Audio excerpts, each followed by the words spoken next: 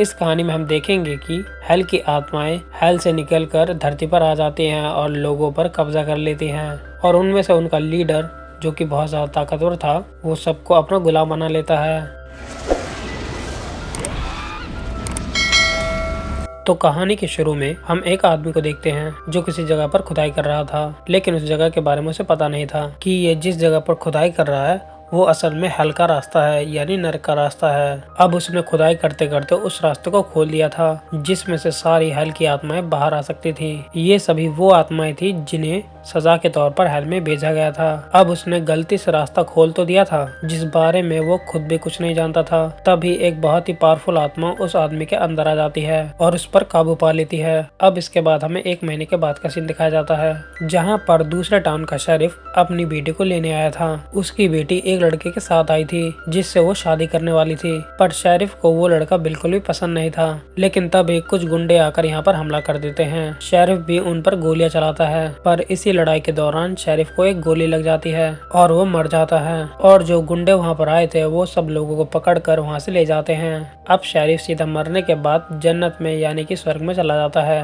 ये सीधा RIPD department में आ गया था, रेस्ट इन पीस डिपार्टमेंट में। यहाँ आते ही शेरिफ की मुलाकात यहाँ के हेड से होती है।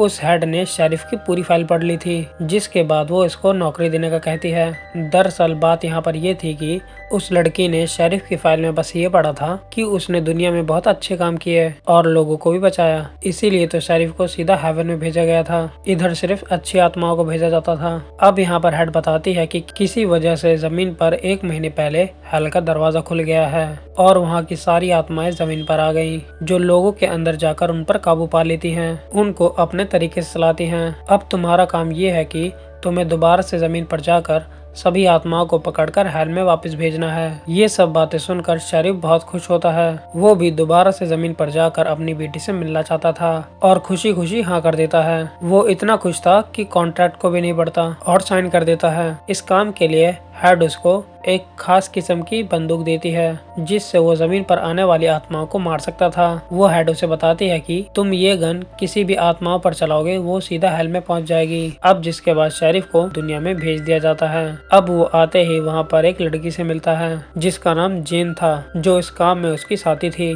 और इसका साथ देगी। उधर हम टाउन में कुछ गुंडों को देखते हैं जो एक बैंक में आकर पैसे तो नहीं लूटते, वो लोगों को पकड़कर अपने साथ ले जा रहे थे। अब शेरिफ भी इधर आकर अपने घर चला जाता है, पर जेन उसको उसकी बेटी से मिलने के लिए रोकती है। वो कहती है कि तुम्हारी बेटी तुम्हें नहीं पहचानेगी, तुम्हें वापस से इस दुनिया में आने की इजाजत तो मिली है, लेकिन तुम्हें अपना जिस्म नहीं बल्कि दूसरे का जिस्म दिया गया है। अब यहाँ पर हम जेन और शेरिफ का अलग चेहरा देख पाते हैं। इन दोनों को 2 औरतों का जिस्म दिया गया था, यानी कि आम इंसानों को ये दोनों नहीं दिखाई देंगे क्योंकि ये मर चुके थे। और अगर तुम अपनी बेटी से प्यार करते हो और अगर उसे सब सच बता भी दोगे तो भी वो नहीं समझ पाएगी कि असलियत सच्चाई क्या है। ये सब बातें सुनने के बाद शेरिफ को काफी दुख होता है और वो अपनी कब्र के पास जाके बैठ जाता है। तभी उधर शेरिफ का दोस्त आता है, ये भी उनको नहीं पहचान पाता, उसे भी ये 2 औरतें ही नजर आ रही थी। वो उन्हें बताता है कि शेरिफ की बेटी को कुछ गुंडे पकड़ कर ले गए हैं। अब जल्दी से ये उन गुंडों का पीछा करते हैं। ये वही आदमी थे जिन्होंने बैंक के कुछ लोगों को पकड़ा था।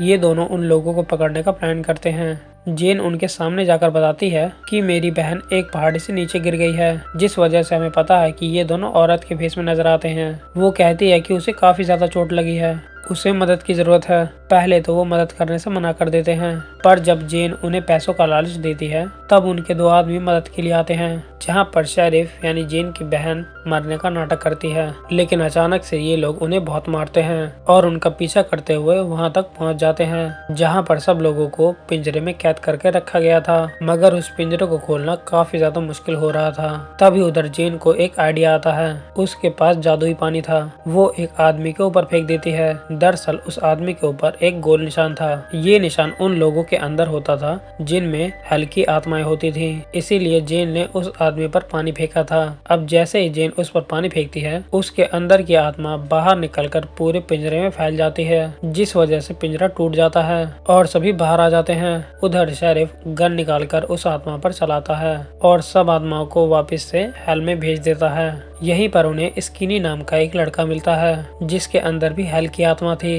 और ये उस आत्मा के लिए काम कर रहा था जो उस आदमी के अंदर थे, जो कि हमें शुरुआत में खुदाई करते हुए दिखाया गया था। शेरिफ इसको भी मारने वाला था। वो कहता है कि तुम मुझे मार के क्या करोगे, और मैं उस आत्मा का साथ इसलिए दे रहा हूँ क्योंकि वो बहुत ज्यादा ताकतवर है और उसके पास तुम्हारी जैसी गन भी है। वो आत्मा उस शेरिफ को बताती है कि मुझे गलती से हेल में भेजा गया था, मैं सिर्फ चोरी ही करता था, मेरा इतना बड़ा गुनाह नहीं था। अब शेरिफ उसे तस्वीर दिखाकर पूछता है कि ये आदमी कहाँ पर मिलेगा जो सब लोगों को अगवा करके ले जा रहा है। कीनी बताता है कि वो आदमी सब लोगों को पकड़कर उस आदमी के पास ले जा रहा है जिसके अंदर हेल की आत्मा है, और वो उनको भेज देता है उस जगह पर जहाँ पर हेल का दरवाजा है। पर कोई भी ये नहीं जानता कि उस आदमी का मिशन क्या है, वो क्या चाहता है। इसीलिए शेरिफ जेन भी उसको अपने साथ ले जाते हैं। वहाँ पर पहुंचकर देखते हैं कि सारा टाउन खाली है, उधर बहुत कम लोग थे। ये यहाँ के मेयर के पास जाते हैं और उसके होटल में कमरा मांगते हैं, और मेयर उन दोनों औरतों को देखकर, यानी कि शेरिफ और जेन को देखकर कमरा देने से मना कर देता है। पर ये दोनों अपनी गन दिखाकर उससे कमरा ले लेते हैं। जिसके बाद ये लोग वहाँ पर एक टाउन के औरत से पूछते हैं कि टाउन के सभी लोग कहाँ पर हैं। वो औरत उन्हें बताती है कि टाउन के मेयर ने एक अफवाह उड़ाई थी कि पास ही में खुदाई करने पर उन्हें बहुत सारा सोना मिलेगा, जिस वजह से लालच में सब लोग वहाँ पर चले गए और वापस नहीं आए। ये लोग सोचते हैं कि हमें भी वहाँ पर जाकर देखना चाहिए कि आखिर बात क्या है। ये लोग स्किनी को बांधकर वहाँ से चले जाते हैं क्योंकि अभी तक इनको इस पर भरोसा नहीं था। अब जाते हुए रास्ते में इन्हें एक आदमी मिलता है जिसने मास्क लगाया हुआ था। वो बताता है कि टाउन में हेल का दरवाजा खुलने से वहाँ की गैस टाउन में फैलती जा रही है। ये आदमी दरअसल यहाँ का मेयर ही था जिसने मास्क लगाया हुआ था। वो कहता है कि मैं भी उस आदमी के पास गया था, जब से इसने मास्क लिया था ये भी उस आदमी के कंट्रोल में था, इसीलिए इसने पूरे टाउन में अफवाह फैलाई थी कि वहाँ पर बहुत सारा सोना है। तभी वहाँ पर उस आदमी के कुछ लोग आ जाते हैं जिस आदमी के अंदर खतरनाक आत्मा थी। ये सभी इनको पकड़कर जेल में बंद कर देते हैं। अब यहाँ पर इनसे एक लड़की मिलने आती है। ये लड़की भी RIPD की एजेंट ही थी, लेकिन ये लड़की वहाँ के हथियार लेकर यहाँ पर छुप के रह रही थी।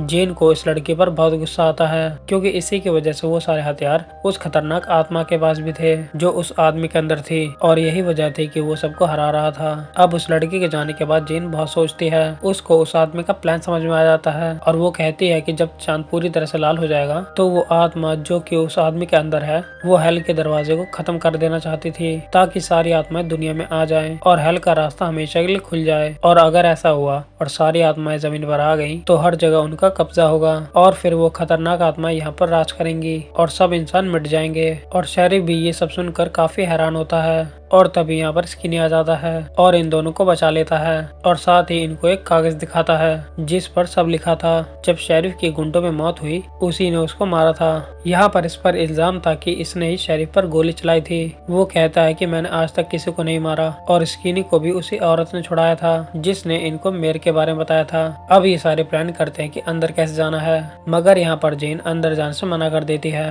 दरअसल जेन जब इंसान थी तब इसे चुड़ैल समझकर सब इंसानों ने जला दिया था।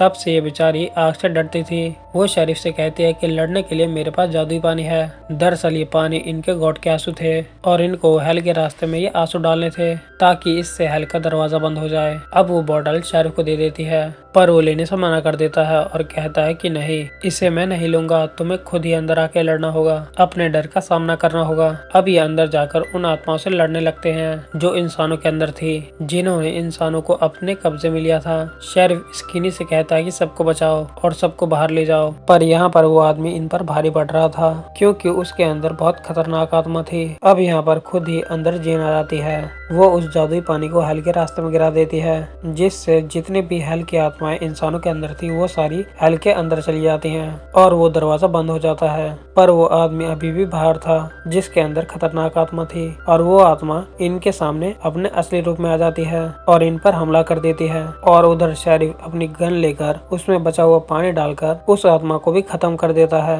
इन्होंने सब आत्माओं को वापस हेल में भेज दिया था जिस मकसद के लिए ये दुनिया में आए थे। ये दोबारा से टाउन में जाते हैं जो कि अब लोगों से भरा हुआ था, जहाँ पर चहल पहल थी और यहाँ का नया मेयर स्किनी को बना दिया जाता है और उस औरत को इसका असिस्टेंट बना दिया जाता है जिसने इनको बचाया था। स्किनी के अंदर जो आत्मा थी वो उनसे कहती है कि मैं वापस हेल में नहीं जाना चाहती, इसीलिए जेन उससे वादा करती है कि ये उसे हेवन में ले जाने की कोशिश करेगी, पर तब तक उसे यहाँ पर रहकर यहाँ के लोगों की हेल्प करनी होगी। मूवी के आखिर में हम देखते हैं कि जेन और शेरिफ मिलकर शेरिफ की बेटी की शादी में जाते हैं, जो कि अभी भी उन्हीं औरतों के रूप में थे। शेरिफ अपनी बेटी को बताने की कोशिश करता है कि वो उसके डैड हैं, लेकिन वो कुछ समझ नहीं पाती। अब वो अपनी बेटी को गले लगाकर अच्छी दुआएं देकर चला जाता है, यानी कि शेरिफ अब चला गया था। वो जेन से कहता है कि मैं वापस जाकर सुकून से रहूंगा हेवन में। तभी जेन हंसती है और कहती है कि लगता है तुमने सही तरह से कॉन्ट्रैक्ट को नहीं पढ़ा। तुम्हें इस दुनिया में 100 साल तक रहकर RIPD का काम करना होगा,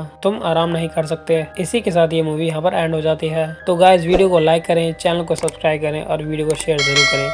थैंक यू फॉर वॉचिंग। मिलते हैं अगली वीडियो में।